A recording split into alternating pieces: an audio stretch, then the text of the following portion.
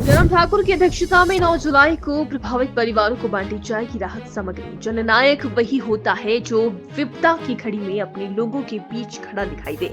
सिर्फ पद या लोकप्रियता से नहीं बल्कि जमीन से जुड़ाव, संवेदनशीलता और जिम्मेदारी से कोई नेता सच्चा जनसेवक बनता है।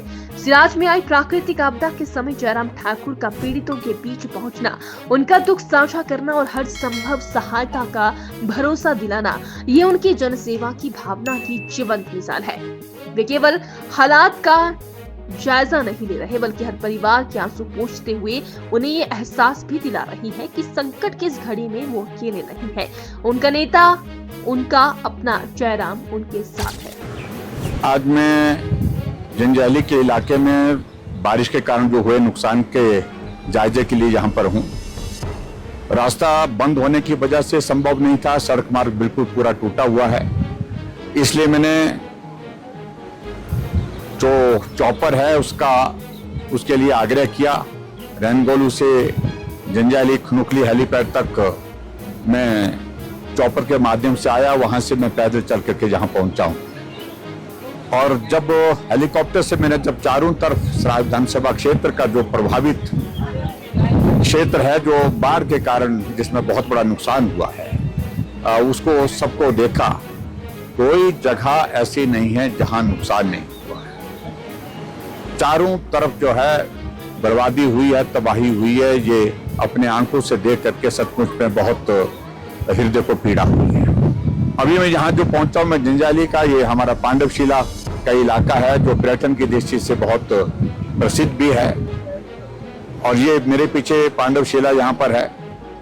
यहाँ 4 मंजिला 5 मंजिला भवन जो है वो धराशायी हो गया। मेरे से पीछे अगर वीडियो में वो दिखता है, वो भी सारा आपके सामने है। लेकिन उसके बावजूद जो बोल्डर आए हैं, जितना घर है उससे भी बड़े बड़े पत्थर यहाँ पर सड़कों पर आए उस नाले के माध्यम से। लेकिन पांडवशिला जैसे थी वैसे की वैसी है। पानी चारों तरफ था, पानी ऊपर से भी निकल गया, लेकिन उसके बावजूद पांडवशिला ज्यों की त्यों रही। और अभी भी लोग आकर के पांडवशिला के इस स्थान पे आकर के इस आश्चर्यजनक स्थिति को, हालात को देखने के लिए जो है बहुत उत्सुक है कि ये पांडवशिला से बड़ी बड़ी शिलाएं यहाँ से बह करके चले गए, लेकिन उसके बावजूद ये शिला ज्यों की त्यों वहां पर खड़ी है। लेकिन कुल मिलाकर के मुझे इस बात को लेकर के इतना ही कहना है कि प्रशासन भी आज मेरे साथ रहा। डिप्टी कमिश्नर, एसपी और एसडीएम यहाँ जंजैहली के इस दौरे में हमने डोंगरयाल चौक पंचायत, जंजैहली पंचायत, भीमतारू पंचायत और उसके बाद हमारी ये धार जरोल पंचायत, ये सारी कुथा का इलाका, कुथा जो हमारा पड़ता है, डोंगरधार जो हमारी पंचायत पड़ती है उसके अंतर्गत पड़ता है। भारी तबाही, लेकिन सिर्फ इतना है कि बहुत जगह बहुत बड़ा नुकसान होने के बावजूद जिंदगियां बच गई थी। लेकिन इस जगह जहां मैं खड़ा हूं, यहाँ नुकसान होते होते जिंदगियां भी चले गई। 3 लोग जो है यहाँ बह करके चले गए हैं। एक की डेड बॉडी रिकवर हुई, लेकिन अभी तक 2 लोगों की डेड बॉडी अभी तक भी रिकवर नहीं हुई। अभी यहाँ से हम पैदल चल करके लंबा थाज पहुंचेंगे। लंबा थाज तक सड़क है और यहाँ का लगभग हमारा सफर 8-9 किलोमीटर का भी पैदल बाकी है।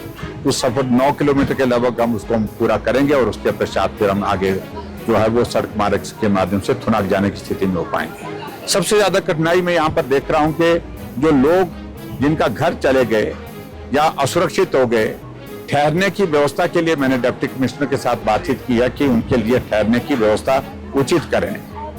रेंटेड अकोमोडेशन जहां मिलती है किराए पर रहने की व्यवस्था करें। और दूसरा मैंने विशेष तौर से आग्रह किया है, क्या संभव है कोई सुरक्षित जगह हम तलाशें यहाँ, और सुरक्षित जगह में एक टेम्परेरी अकोमोडेशन जो हमारे इस फ्लड सफर के कारण, बारिश के कारण जिनके घर चले गए हैं, बेघर हो गए हैं, उनको रखने की व्यवस्था कर सके। एक शेल्टर होम की तरह वहां पर उनकी व्यवस्था करें। रहने की व्यवस्था, खाने की व्यवस्था, उन सारी चीजों की चिंता करने की आवश्यकता है। मैं देख रहा हूं कि बहुत सारे लोग ऐसे हैं कि सब कुछ जो घर में था वहीं छूट गया, घर चला गया। अपने जो कपड़े शरीर में पहने थे उन्हीं कपड़ों के साथ यहाँ बाहर निकल पाए हैं।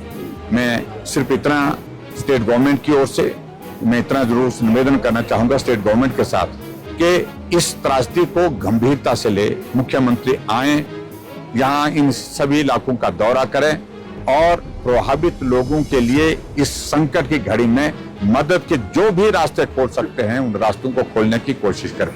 आज मैंने फिर से केंद्र सरकार के आदरणीय गृह मंत्री जी और डिफेंस मिनिस्टर रक्षा मंत्री राजनाथ सिंह जी से भी बात हुई और मैंने सारी हालात को लेकर के जानकारी दी है। केंद्र की ओर से जो मदद हिमाचल प्रदेश सरकार को उपलब्ध कराई जाएगी, मेरा यह मानना है कि उस मदद के माध्यम से इन लोगों का जिनका घर चला गया, सब कुछ बर्बाद हो गया, उनको पुनर्वास करने के लिए सरकार गंभीरता से प्रयत्न करेगी और विलंब नहीं, जल्दी भी करना चाहिए। और जल्दी का मतलब मेरा है कि आने वाले समय में बरसात के बाद तुरंत सर्दी का मौसम होता है और उस सर्दी के मौसम में और भी परेशानी होगी, बाहर बर्फ होगी, रहने के लिए जगह नहीं होगी। तो ऐसे में जल्दी से जल्दी उनके लिए व्यवस्था इस प्रकार से हो ताकि वो अपने परिवार के साथ थोड़ा आराम से रह सके। यही मैं आज के इसमें कहना चाहूँगा।